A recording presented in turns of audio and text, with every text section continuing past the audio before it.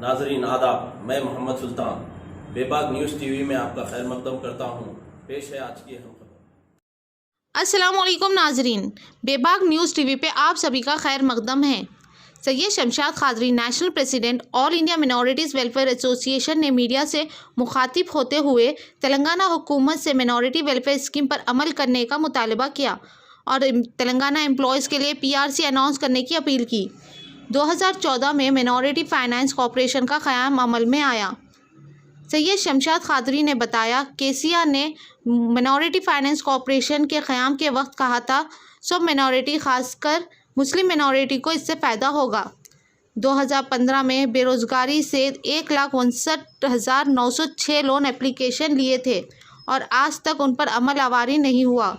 सैयद शमशाद कादरी ने कहा, केसीआर कहते हैं वो मुसलमानों के साथ है, पर ऐसा कोई अमल नहीं किया जिसमें हुकूमत से मुसलमानों का फ़ायदा हो, सिवाय शादी मुबारक स्कीम के। केसीआर सिर्फ मुसलमानों के लिए वादे करते हैं, उन पर अमल नहीं करते। 12% का वादा भी पूरा नहीं किया। सेंट्रल गवर्नमेंट और स्टेट गवर्नमेंट की जानिब से हर साल मिनॉरिटी के लिए बहुत सारे स्कीम जारी किए जाते हैं, पर उन पर अमल नहीं होता। हुकूमत तेलंगाना हर साल मिनॉरिटी बजट सैंक्शन करती है।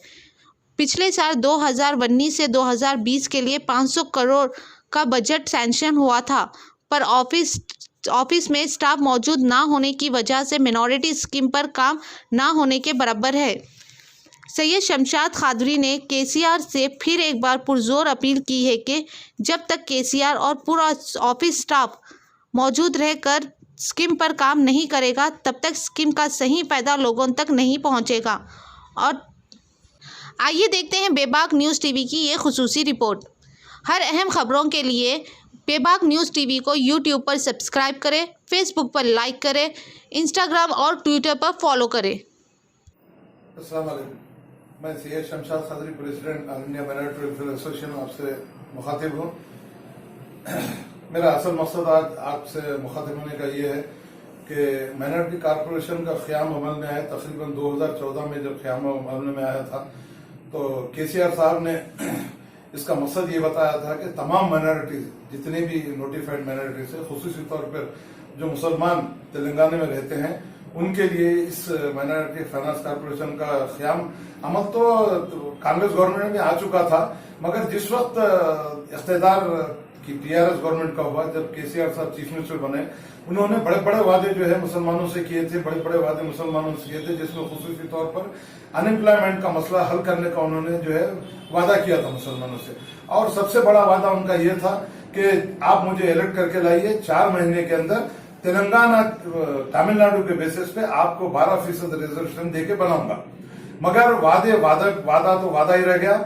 उसके बाद जो है मैं खास तौर से चंद्रशेखर राव साहब से इस बात का पुरजोर मुतालबा करना चाह रहा हूं कि आप मेहरबानी करके जब भी आप बजट का ऐलान करते हैं, जब भी आप जो है हमेशा इस बात का ऐलान करते हैं कि मैं निजाम मेरे सर के ताज है, मैं निजाम की तरफ पे तर्ज हुकूमत चलाना चाहता हूं, तो मैं केसीआर साहब से इस बात का एक सवाल ये करना चाह रहा हूं कि आपने निजाम की दौरे हुकूमत में जिस तरीके से निजाम ने सारे हिंदू, मुस्लिम, सिख, ईसाई को जिस तरीके से हुकूमत चलाई, जिस तरीके से हर तरीके की जो है उनकी मदद की, चाहे वो गवर्नमेंट एम्प्लॉइज हो, चाहे हिंदू हो, चाहे मुसलमान हो, चाहे सिख हो, चाहे ईसाई हो, सबकी मदद करते हुए एक मिसाल कायम की, सारी दुनिया में नहीं बल्कि सारी दुनिया में मिसाल कायम की।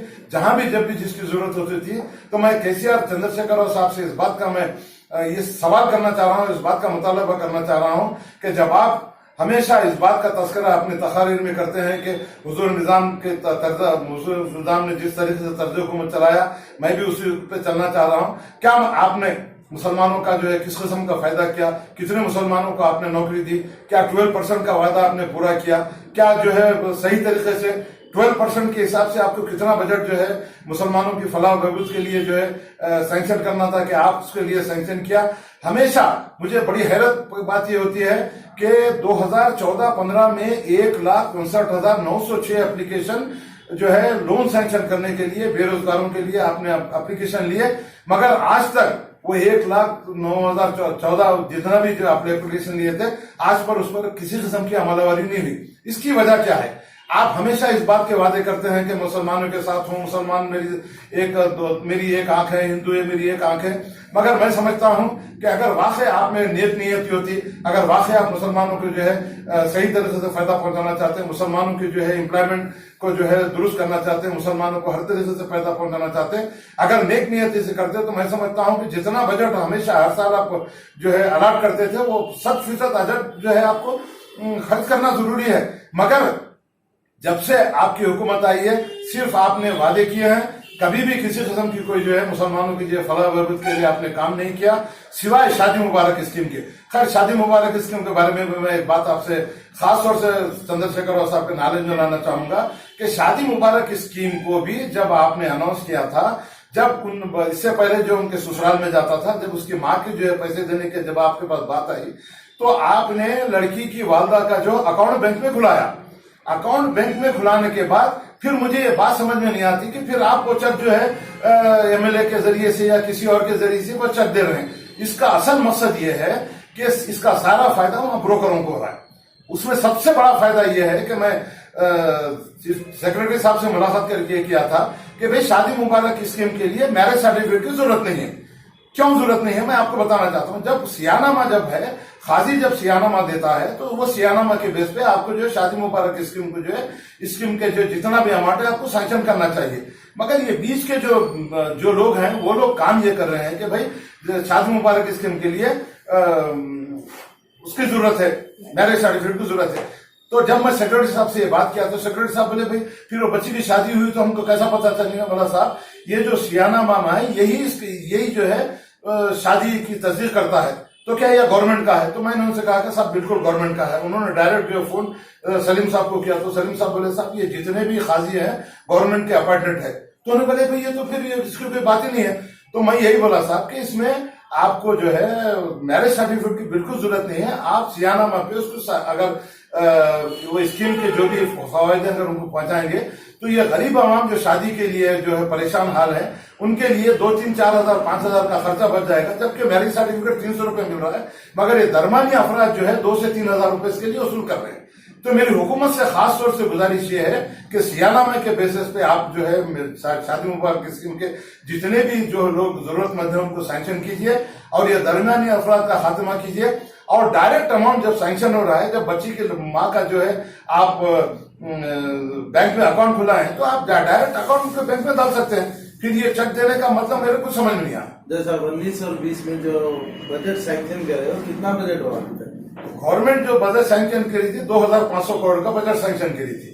बाद में जब लॉकडाउन पीरियड आया तो उसमें उसको कम करते हुए 1700 करोड़ का बजट करे। किन किन डिपार्टमेंटों को दिया जा रहा है इसमें? अब जितने भी माइनॉरिटी फाइनेंस कॉर्पोरेशन के अंडर में जितने भी डिपार्टमेंट का है, उर्दू अकादमी है, हज कमेटी है, माइनॉरिटी फाइनेंस कॉर्पोरेशन है और जितने भी डिपार्टमेंट माइनॉरिटी फाइनेंस कॉर्पोरेशन के अंडर में आते हैं, डायरेक्टर माइनॉरिटी वेलफेयर है, इनके तहत ये जो है पूरा बजट इनको सैंक्शन किया। चेयरमैन ही नहीं है अभी तक उसके अंदर।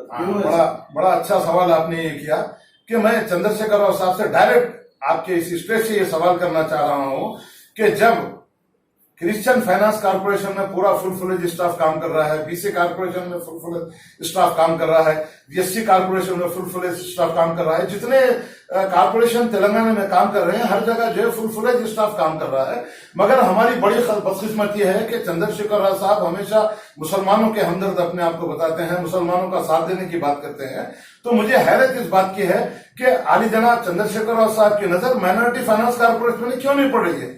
आज माइनॉरिटी कॉर्पोरेशन का हाल ये हो गया कि यतीम खाने से बदतर हो गया है। वहां पर chairman, managing director finance corporation से लाके उसको जो है डिप्यूटेशन पर रखा गया है। चेयरमैन माइनॉरिटी कॉर्पोरेशन का पोस्ट खाली है। तो इन सब चीजों पे चंद्रशेखर राव साहब को फौरी तौर पर जो है आपको इस पर आपको नजर डालनी चाहिए। इसके ऊपर आप जो है स्ट्रिक्ट विजिल रखते हुए फौरी तौर पर वहां पर जितने पोस्ट खाली हैं उन पर भर्ती करते हुए, चाहे डायरेक्टर का हो, चाहे मैनेजिंग डायरेक्टर का हो या चाहे चेयरमैन का हो, जब तक आप स्टाफ को वहां पर भर्ती नहीं करेंगे जब तक जो है फाइनेंस कॉर्पोरेशन का काम सही होने वाला नहीं। क्या कोई इंतखाब करने के लिए कहीं कोई दूसरी पार्टी से इनको सिग्नल नहीं मिला होगा?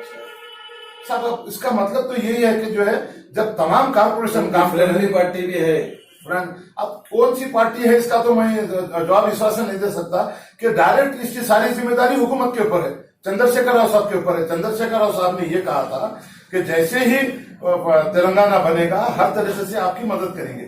मगर आज तक चंद्रशेखर राव साहब को खुद अपना महासेवा करना चाहिए कि क्या आपने मुसलमानों के साथ कितनी जो है इनके साथ भलाई की, किन इनके साथ इनका इंसाफ किया, क्या 12% रिजर्वेशन दिया, क्या 12% के जो है हिसाब से जो है मुलाजिमत में जो मुसलमानों को नौकरियां दी गई, क्या 12% के हिसाब से तमाम मुराद जो आपने जो वादे किए थे किए गए। मैं चंद्रशेखर राव साहब से इस स्टेज से मुतालबा करना चाहता हूं कि फौरी तौर पर तमाम सरकर्दा मुस्लिम लीडरों को बुलाते हुए, उनको बिठाते हुए, उनसे बातचीत करते हुए इस बात का तहिया कीजिए कि कम से कम अब तक जो आपने गलतियां की, आपकी हुकूमत की तरफ जो गलतियां हुई उनको बाजू रखते हुए आने वाले नए साल से मैं उनको मुबारकबाद भी देना चाहता हूं। 2021 के नए साल की मुबारकबाद देते हुए कम से कम इस नए साल से आप मुसलमानों के मसाइल पर माइनॉरिटी कॉर्पोरेशन को जो है किस तरीके से आगे बढ़ाना है, अगर उसको देखते हुए अगर आगे काम करेंगे तो आने वाले इलेक्शन में आपको इस बात का अंदाजा हो चुका होगा कि म्यूनिसिपल कॉर्पोरेशन के हालत में जो किस तरीके से बीजेपी ने अपने कदम आगे बढ़ाए।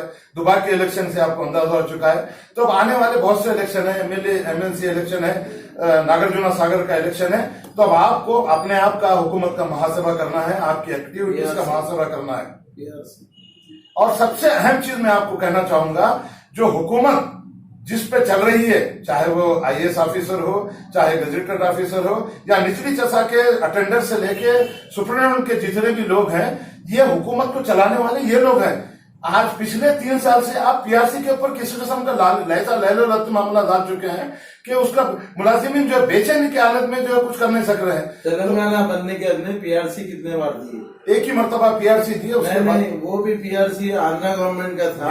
तेलंगाना गवर्नमेंट बनने के अंदर अभी तक पीआरसी नहीं दी। पीआरसी वो आंध्रा गवर्नमेंट जब पीआरसी हुई थी उसके बाद से आज तक जो है चंद्रशेखर राव साहब की वादों पे 15 अगस्त 2018 में देने वाले थे, 2018 में भी नहीं दिए, 2019 में भी दिए। अब मुझे हैरत इस बात की है कि चंद्रशेखर राव साहब इस बात का मुहासबा करें कि आपके पास रिपोर्ट जो सबमिट होके, पीआरसी की रिपोर्ट सबमिट होके जो है आज 15 दिन का अर्सा हो चुका है। आप सिर्फ उनसे बात करेंगे, इनसे बात करेंगे, आखिर कब तक बात करना है? जब आपके पास रिपोर्ट आ चुकी है तो मुलाजिमीन, आपका जो सबसे बड़ा जो आपका मसला है इस वक्त, मुलाजिमीन को अपने फेवर में लीजिए। उनके जो भी जो उनके तकालीफ है, जो भी उनके जो मुराद देना है आप उनको, चाहे पीआरसी हो चाहे डीए का मामला हो, इमीडिएट तौर पे मुलाजिमीन को अगर डीए और पीआरसी देंगे तो आने वाले इलेक्शन में आपको इसका फायदा होने वाला है। वरना आप ये बात सोच लीजिए कि आने वाले इलेक्शन में जिस तरीके से दुबाक और जीएमसीसी के जो इलेक्शन में आपको जिस मुश्किलात का सामना करना पड़ा, कहीं खुदा ना खासा आने वाले इलेक्शन में ना हो। इसीलिए मैं खुसूसी तौर पे आपसे इस बात का मैं मुतालबा करना चाहूंगा कि फौरी तौर पर पीआरसी का ऐलान कीजिए, जो मुलाजिमीन के जो मुश्किलात हैं उनको दीजिए, जो मखलूआ जायदाद है उनको पूरी कीजिए। और उसके साथ साथ आपने एक बड़ा अहम वादा ये किया था कि जैसी ही तेलंगाना हुकूमत आएगी, जितने भी औकाफ के जायदादें हैं, हम औकाफ के जायदादों को हासिल करते हुए मुसलमानों को उसका ज्यादा से ज्यादा फायदा पहुंचाने की हम कोशिश करेंगे। मगर आज तक उसका किसी किस्म का कोई मुसलमानों को फायदा नहीं हुआ। मैं खुसूसी तौर पर चंद्रशेखर राव साहब से इस बात का मुतालबा करना चाहूंगा कि एक कमिश्नरेट बनाते हुए आईएएस ऑफिसर को पूरे कानूनी इख्तियारात के साथ अगर उनको जो है अपॉइंट करेंगे तो यकीनन जितने जो इंक्रोचर्स हैं, जितनी हमारी जायदादों पर काबिजाना कब्जा हुआ है, हम उनको हासिल कर सकते हैं। वरना सलीम साहब जैसे या और किसी आदमी को अगर लाके बिठाएंगे तो सिर्फ आपकी जो है खुशामद करते हुए आपके ख्यालात के साथ ख्यालात मिलाते आगे बढ़ेंगे। तो आखिर में मैं चंद्रशेखर राव साहब से इस बात का मुतालबा करूंगा कि जिस तरीके से आपने मुसलमानों को फायदा पहुंचाने के लिए आपने जो वादे किए थे, अपने वादों को पूरा कीजिए। वरना आने वाले मुश्किल दौर में आपको ये सोच लेना चाहिए कि आपकी हुकूमत के लिए भी इसके लिए खतरा साबित होगा। खुदा हाफिज।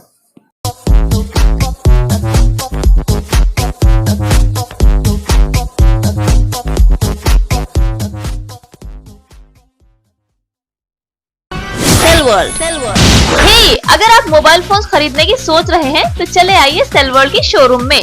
यहाँ पर सारे ब्रांडेड मोबाइल, CDMA4 और एडिशनल एक्सेसरीज दस्तयाब है। मोबाइल फोन की दुनिया में भरोसेमंद नाम Cellworld, the most trusted name in mobile phone since 1999 at your service.